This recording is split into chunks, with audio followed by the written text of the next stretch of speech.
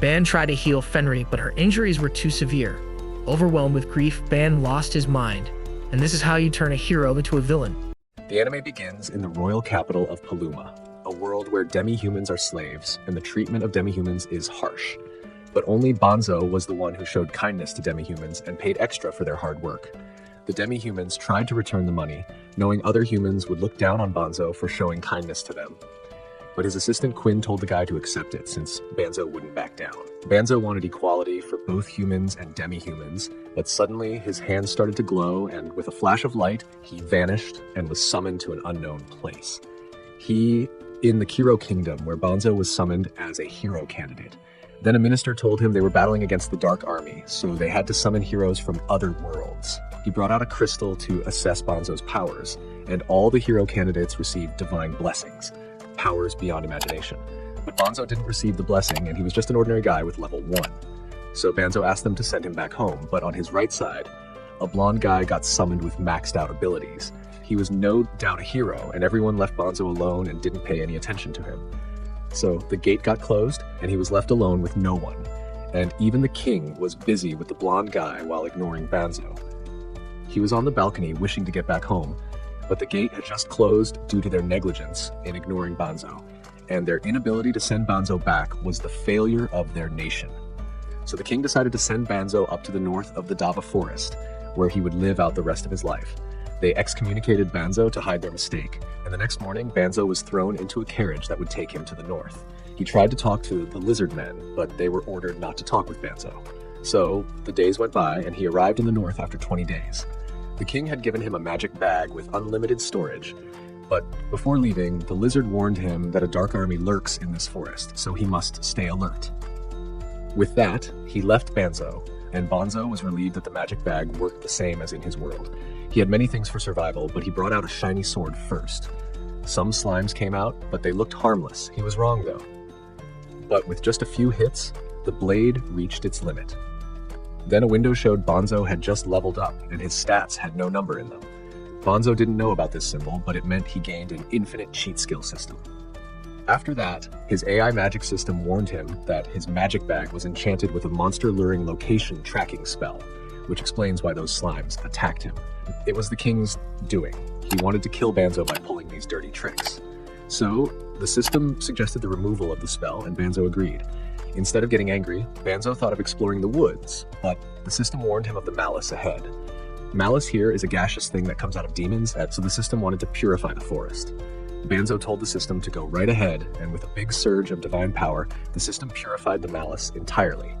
Now that he increased his level 100-fold, Banzo was shocked by the notifications. Meanwhile, in the capital, the first princess tried to persuade her father that he did wrong with Banzo, but the king couldn't care less what happens to a level 1 like him. Then a mage came out to inform him that large-scale divine power was detected.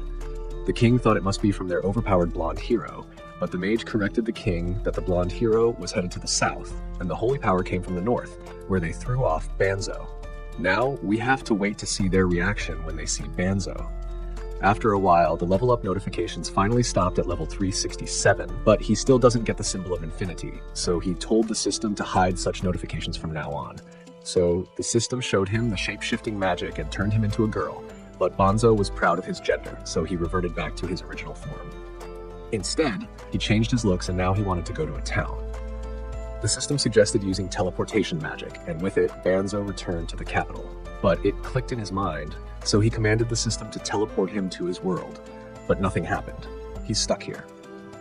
So he explored the town and thought of joining the Merchant Guild, but without any identification, it would be difficult. So Banzo went to the Adventurers Guild to sign up, and there the receptionist gave him a briefing on the ranks of an adventurer. Banzo was fine with it, and gave a fake name to register. He started from the lowest rank of E, but there he saw a girl begging the adventurers to escort her to the north with a little money. She wanted to go to that forest, where rumors say the Dark Army has gathered, so no one accepted her request. So Banzo happily agreed to take her there with his teleportation magic, which shocked the whole room. Then the Night Lady Balasa came in to question Banzo.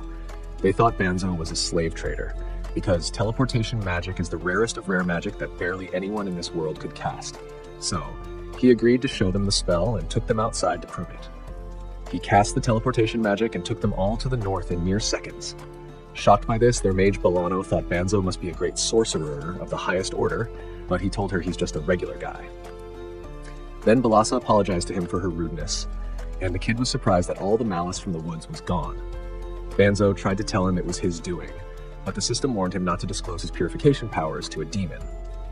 The knights got on their guard because they heard a kid was lurking in the Adventurers Guild to escort her to Dava Forest, but whenever someone helped her, they vanished. After that, she showed her true colors at last. She was a demon of a high level and turned into a wolf. Her name was Fenry, younger sister of Pharrell, and her plans were to just observe as her brother ordered, but now she wants to kill all of them. But Bonzo sent the girls back to the capital with teleportation magic and stayed behind to fight Fenry and their Fenry attacks, and Bonzo used a leap spell to avoid her. The second time, he blocked her attack with earth magic. Fenry couldn't even come near Bonza, and in the end, he used a gravity spell to stop her. Banza wanted to stop her without harming her, and the system suggested a subjugation spell that could manipulate the target and its thoughts. Banza didn't like it, and Fenry was trying to break free. The system kept nullifying her spells and kept suggesting to Banza to use subjugation, but if he did, the girl would practically become his slave. Banza didn't know what to do, but luckily, Fenry gave up and surrendered as she exhausted her magic. She was prepared for her death, but Banza took off his spell. He thought demons and humans weren't any different, so he didn't want to kill her. Fenry gave up and turned back, but she had no clothes, so Banza gave her a cloak and asked her not to fight humans and return home. He pulled out some clothes from his inventory, but Fenry passed out. She was just exhausted, so Banza set up a camp and was thinking about how others saw him when he mentioned the teleportation spell. There, Fenry woke up and saw Banza outside, so she came out wearing the clothes Banza gave her. She vowed to Banza that she wouldn't attack humans without any reason, wanting to repay him with her life. She was happy to be used as a slave as long as she could stay by his side. Banza didn't want to own people, so Fenry gave him puppy dog eyes to torture him, but Banza didn't give in. Fenry felt like she had no reason to live anymore, and that finally convinced Banza to let her follow him. At the royal castle, the maxed out hero came back with a shameful defeat in his first fight, having lost the majority of his troops. The king asked him what happened, and the blonde hero blamed the knights, saying they lacked discipline. He claimed that when the monsters showed up, the soldiers panicked and broke formation, but he saved as many knights as he could, so the king should be grateful. In reality, he had been at the back during the fight, and when the monsters showed up, he was the first to run away, blaming the knights afterward. Despite his maxed out stats, the joke was that he hadn't learned any of his skills. His personal servant came out, and the blonde hero took her out to enjoy the money the king had given him. Meanwhile, Banza and Fenry arrived in town and wanted to get a job and a house. A shopkeeper called Fenry Madam, thinking that Banza and Fenry were married. They did look like that, and Fenry was totally on board because the women of her tribe wanted nothing more than a strong husband. Even if it was just pretending, Fenry was still over the moon because, in her tribe, couples eat a bone from the prey they hunted together to bond. But there was an urgent quest announced to kill psycho bears in the north, a task that even the hero had failed to complete. Banza thought to skip it since even the hero couldn't defeat them, but Fenry asked to handle them herself, reasoning that if she could beat them, it would prove Banza was more powerful than the bears. When they arrived at the site, they heard a cry and saw that the knights were surrounded by the bears. Banza used a thunder spell to cook the bears, and Fenry joined in as well. This batch of knights was saved by Banza again, and he introduced Fenry as his traveling companion. However, Fenry was upset because the bear didn't dare lay a hand on her, and it surrendered. Fenry had the idea to keep it as a pet. Others were scared because the terrifying bear was tamed by the two of them. They went to an inn and got to know each other better. The knights asked Banza to train them because, apparently, the hero was throwing a tantrum and refused to fight until the knights became stronger. The king had ordered the knights to get stronger to join the hero, and Barisa and her knight friend wanted to get stronger too. However, Banza wasn't sure because he depended on the system. Fenry didn't like the idea of having women around, but Banza told them he wanted to live comfortably with his wife to avoid them. Fenry changed her tune after hearing that and said it was fine for Banza to train them, so Banza agreed. Away from there, the demon general Yims reported to the Demon King that Frey's force near Delay Forest had been wiped out by a random person, which piqued the Demon Lord's interest. He ordered them to bring him the person, no matter what. The next day, Banza freaked out because of the way Fenry was gawking at him. They were staying in the same room, and Bonza remembered last night when she invited him to her bed. But the guy wanted to be prepared emotionally, which crushed her dream. She is a wolf, so her way of marriage is different. Bonza thought of sleeping outside, but if he did, Balassa and others might suspect their relationship, so Bonza had no other option but to sleep there. Fenry wanted to help Bonza change clothes, and Balassa walked in. She thought she was in their way, so she left. After that, Bonza started training the girls, but they were really a lost cause. Then Banza gave them a room because he got the home at a cheap price. Fenry made a meal for them, but again, she's a wolf, and they eat their meat raw. So Bonza cooked the food, and Balassa helped him out. She came from a fallen noble family, so she had to learn cooking. Fenry was sure it wouldn't taste good, but the salad was Bonza's work. She ate it and understood what real food tasted like. After that, Bonza and Fenry kept hunting a huge number of high-level beasts, so others were being skeptical of them. But then, Fenry wanted to go somewhere, and Bonza gave her permission. The guildmaster called Banza out to his office and told him that he had received an invitation to work under the hero to save humanity from demons. Banza had been hunting down A-rank beasts, so it caught the attention of others. The guildmaster thought it was a good chance for Banza to save the world and earn a title for himself. But still, Banza is from another world, so he doesn't have any obligation to save others and fight demons. So he rejected the offer. When he got out, Fenry was totally beat up. She couldn't tell how she messed up in her cooking class, but she looked like a mess. She did everything extra and messed up while practicing, but she still wants to learn cooking for her hubby. On the other side, that useless piece of trash heard about Bonza and Fenry, and his servant thought it would be great if they served under him. So Blondie ordered them to be brought to him, but Bonza kept rejecting them for over a month, which got annoying. Then, Blossom was tending the farm fields as she came from a farmer's family. She got help from their pet, and Fenry was teaching Bai about archery. Milano was exhausted from using magic, so Bonza gave her a ring that would increase her magic capacity. She tried to wear it on her ring finger, but she received a death threat if she did that. Balassa acted like she was in trouble, and Fenry took care of it. She planned to get Bonza's attention, and Fenry knew it very well, but something was going on out there. At night, Fenry made a huge feast, as she had finally learned cooking. She worked really hard to make Bonza happy. She even made a special dish that her teacher suggested to make her man happy. It was curry, and Bonza loved it. Ymas was shocked to see the most feared female warrior in the demon army acting cute like this. So Fenry went out to welcome her and invited Ulam inside. Ulam told Fenry she came there to investigate, nothing more. Fenry revealed she was staying with her husband, which was shocking news. Fenry asked her not to disturb her life. Ulam was still nervous, and even while she was there, Bonza wasn't scared at all. More so, she couldn't see Bon's level at all. Ulam brought up the Delava forest, where there were no monsters. Bonza said he had purified the area long ago. Ulam got upset and told Fenry how she could stay with the person who killed her brother and his entire troops. Fenry was stationed in that forest and already knew that her brother was killed by Bonza.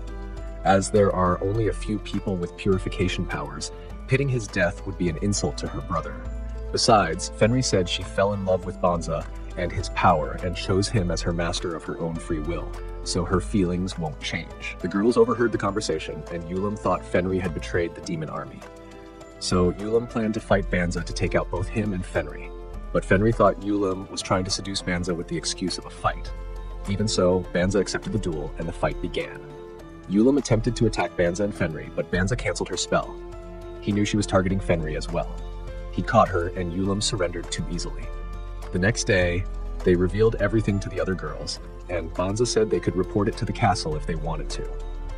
Balassa thought that is what a knight should do, but they weren't so heartless after seeing how good these two were.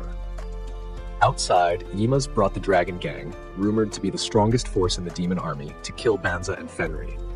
But Banza was rather excited to see a dragon. Men will be men. Banza cooked the lizard at the perfect temperature, and the ones who were left ran off for their lives. Blossom thought she could have landed the final hit too easily to get the Dragon Slayer title, so Banza told her to throw her tool. She did as he told her, and Banza used a spell on it. It got one of the dragons, and Blossom really got the title. Others wanted that too, but the dragons had already left, missing the chance. The Demon Lord saw the whole thing and decided to visit Banza himself.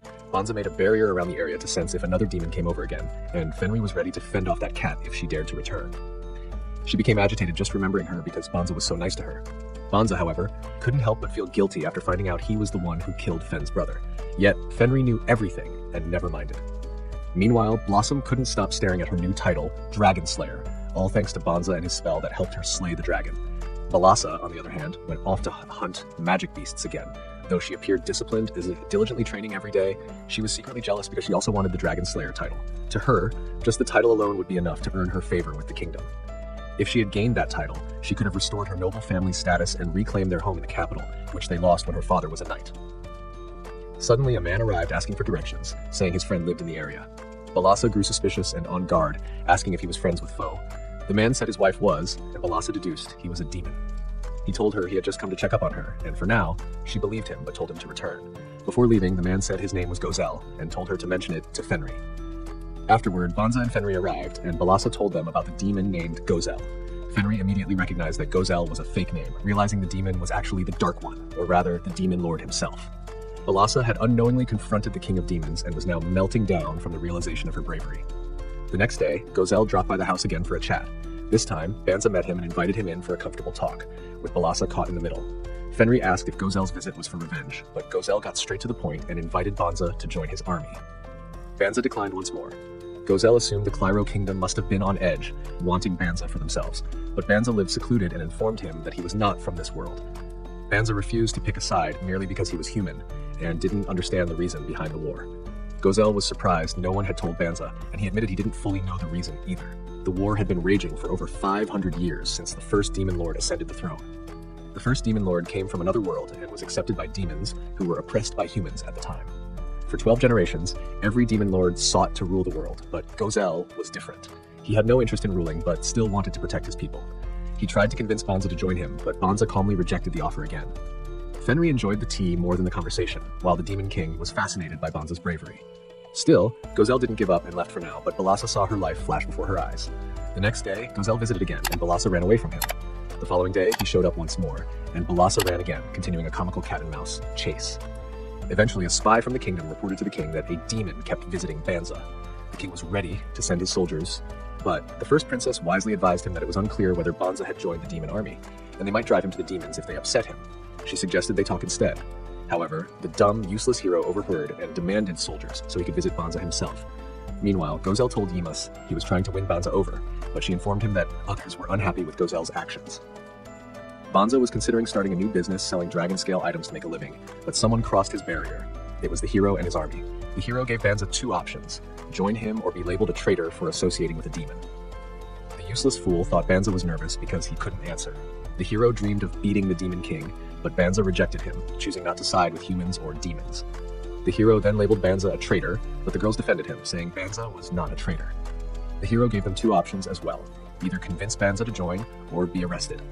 Tired of the hero's nonsense and how he involved innocent people, Banza decided to leave. Fenry was on board, and the girls also wanted to go with them. They believed the war between humans and demons was pointless and refused to follow a trash hero who threatened innocent lives. With that decision, Banza teleported his house, even the farm fields, to a new location. No one could believe their eyes. Banza had moved everything, including the fields. Gozel arrived and saw the mess the hero had caused. He had worked so hard to earn Banza's trust, but now Banza was lost without a trace. Gozel knew Banza would never pick his side now. Enraged, he ordered an all-out attack on the humans. Meanwhile, the cowardly hero ran away again. Banza and his family were teleported to the west of the kingdom, being out near Hofo Town, far from both the hero and the Demon King. The girls were just happy to live peacefully there, but war was now inevitable. When the king heard about it, the soldier told him that the hero was hiding in his house, rendering him useless. The king's aide suggested casting purification over the entire kingdom. At the north, the Demon King's messenger informed him of this, and the Demon King ordered Yimas to retreat, not wanting any of his men to get caught in the purification.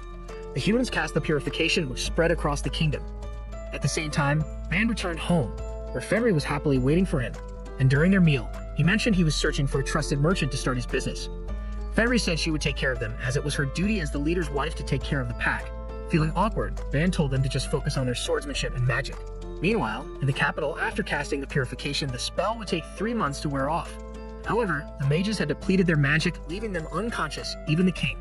The princess took on the duties of the king and ordered the hero to be thrown out, as it was his duty to protect the kingdom, but he had never shown up. The ministers considered summoning a new hero, but they didn't have enough mages to do so. The princess then chose to call the Oracle for advice. Blondie was thrown out of his mansion and naturally didn't take it well, starting to throw blind threats, but the soldiers didn't care. The real hero, Ban, was enjoying his life with his wife. Ban thanked Fenry for all her hard work since they had moved. Fenry said she would do anything for him, and before Ban could say anything else, she fell asleep. Ban was happy that he was not alone in this world. The next day, the ladies gave them some time to go out on a date and took responsibility for the house. However, Ban was feeling shy, even though he's married. Fenry didn't pass up the opportunity and took Ban out on a date. They enjoyed their time like a normal couple, had snacks, went shopping, and visited the market, where Ban wanted to buy anything Fenry wanted as a sign of appreciation for all she'd have done. Fenry was overjoyed since no one had ever given her a gift. At the souvenir shop, Fenry got stuck looking at a brooch and Ban bought it without a second thought. Fenry had been smiling ever since, which was obvious just by looking at her face. The other girls understood that their date went well. That night, Fenry snuck into Ban's bed to sleep with him. She was sound asleep, and Ban, feeling shy, adjusted her position as she wanted to stick close to him. The night passed just like that. The next day, that useless piece of trash, Blondie, broke into the treasury of the castle with his servant girl, looking for treasure or a weapon to defeat the demon lord and prove he was the one true hero. He believed he was chosen by fate, but was jealous that Ban could use a teleportation spell, but she couldn't. He wanted power, and then something started calling him, offering him the power he desired if he would release it. At a hidden door, he found a sword, and the voice instructed him to pull it out. Only Blondie could hear this voice. He pulled the sword, and a storm started swirling around. From it came a girl named Ha, a Djinn.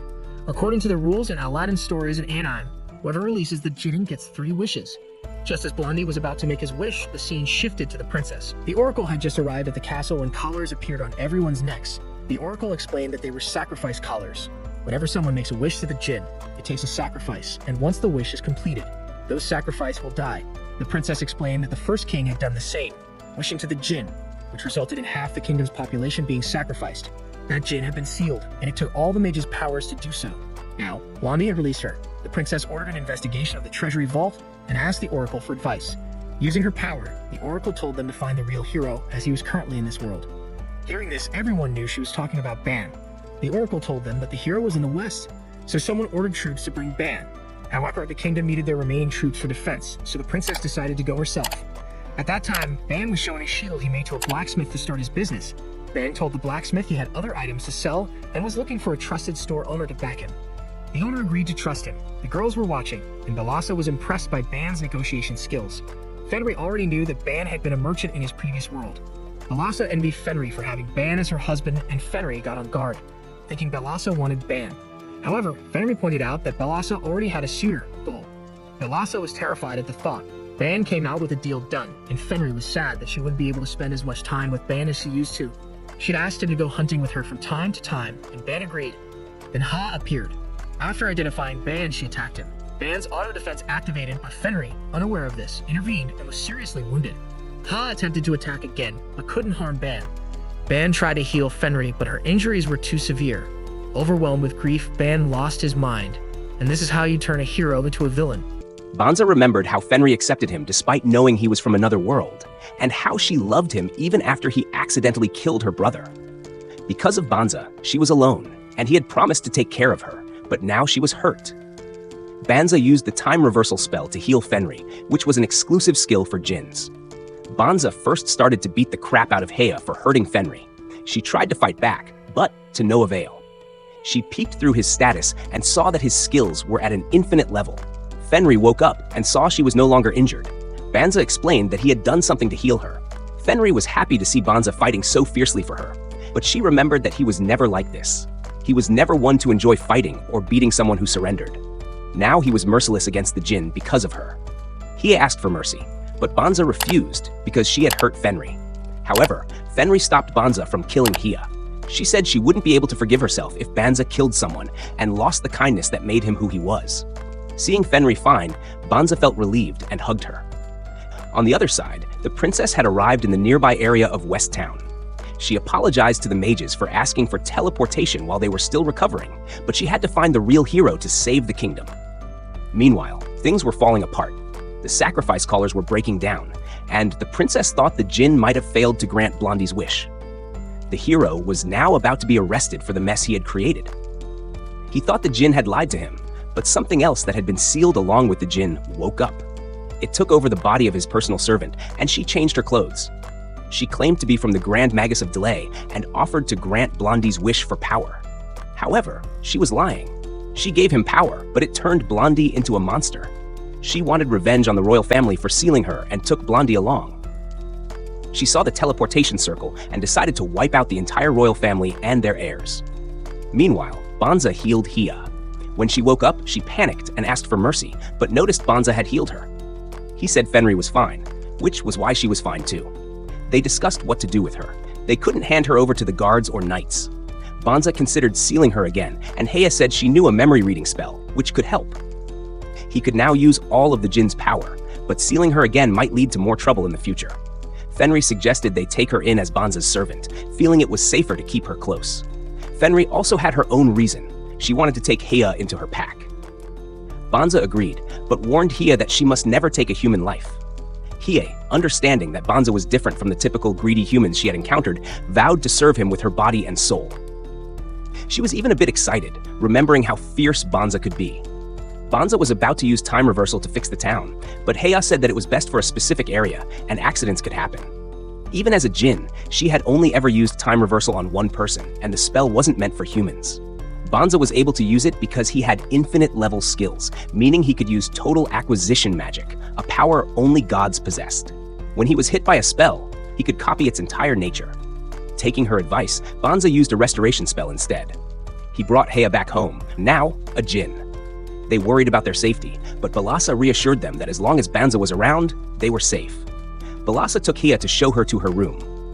That night, Bonza returned to his room, where Fenri seemed worried. As soon as Bonza asked her what was wrong, she got on top of him and asked if he was going to leave this world. Hea had mentioned that he could use a Jinn's power now, meaning he could possibly return to his own world. Fenri begged him not to leave her and asked if he would take her with him if he did. Bonza assured her that he would never go back. That world wasn't a place for demi-humans like her. He then officially asked Fenri to become his wife. Until now, they had only been a couple in name, but after everything that had happened today, he was terrified of losing her and realized the depth of his feelings for her. Fenri said she had always considered him her husband, never doubting it for a moment. She had been taught only to fight and lead her pack, but after meeting him, she had learned about love and never wanted to turn away from her feelings. This marked the true beginning of their relationship. Fenri also told Bonza that he didn't need to hide his true appearance from her. Bonza replied that this was who he was in this world. His past appearance and name were from a different world, and they didn't matter to him anymore. They were about to share their first romantic night as husband and wife when suddenly Hea appeared, watching them. She had followed Bonza, saying it was her duty to watch over him at all times as his servant. Bonza forbade her from doing this, but Hea argued that there was nothing wrong with mating since it was a natural part of living together. Privacy, however, was important, and Fenri lost her temper because Hea had intruded at such a critical moment. Their argument was heard downstairs, and Hea thought of becoming invisible, though it didn't make a difference. And that's where episode 6 ends. Until then, take care.